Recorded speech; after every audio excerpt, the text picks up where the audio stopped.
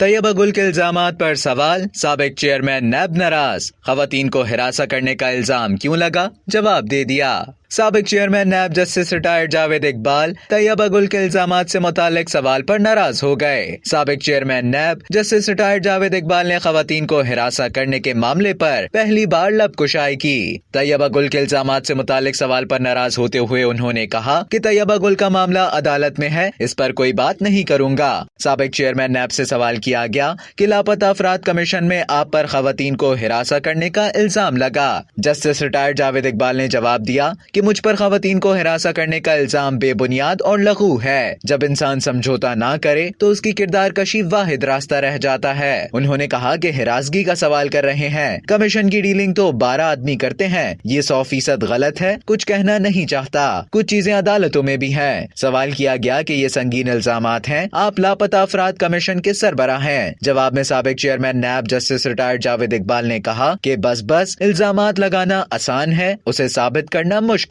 ہے۔ اب تک کے لیے اتنا ہی۔ مزید خبروں اور نیوز اپڈیٹس کے لیے ڈیلی جنگ کے YouTube چینل کو سبسکرائب کریں اور فیس بک کے پیج کو لائک کرنا نہ بھولیں۔